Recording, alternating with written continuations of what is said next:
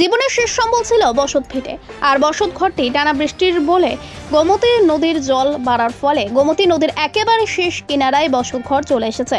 তাই বাধ্য হয়ে মেলাঘর পৌরসভার ৮ নম্বর ওয়ার্ডের বাসিন্দা ইসমাইল মিয়া গোমতী নদী সংলগ্ন বসত ঘর ভেঙে অন্যত্র সরিয়ে নিচ্ছেন। গতকাল রাতে তিনি এই ঘরে ঘুমোতে পারেননি। সারা রাত অনিদ্রা থেকে ঘরটিকে পাহারা দিয়েছেন। আর সকাল হতে হতে গোমতী নদীর জল যেভাবে বেড়ে চলেছে, হয়তো আজকের দিনে তার বসত ঘরটি নদীর বুকে চলে যেতে পারে। সেজন্য বসত ঘর ভেঙে অন্যের জায়গায় আপাতত স্থান নিচ্ছেন অসহায় ইসমাইল মিয়া। শেষে এই বসত ঘরটি আগামী দিনে কি করবেন, কোথায় থাকবেন, পরিবার নিয়ে চিন্তায় তার মাথায় ধরছে না।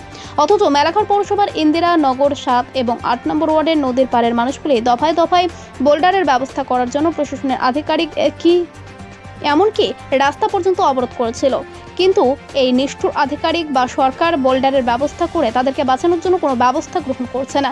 সবকিছু মিলিয়ে মেলাঘর পৌরসভার ৭ এবং ৮ সঙ্গে ইসমাইল মিয়া সহ এই নদীর পাড়ের মানুষগুলি আগামী দিনে রাস্তায় নামবে সেটা বলার অপেক্ষা রাখে।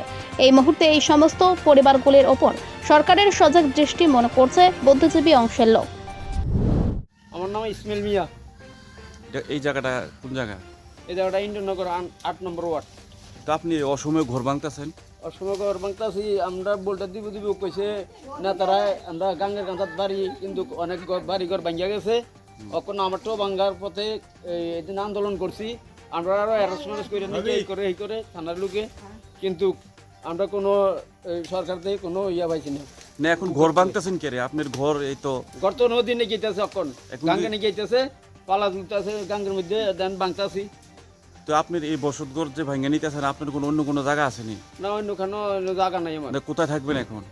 এখন তো মনে করেন এটি মানুষের বাড়ি করতে টাকা টাকা লইয়া যদি থাকতাম পারি, আর মানুষের নিয়ে থাকুন, আর এটি বেচ চলন লাগবো, এই অবস্থা আছে।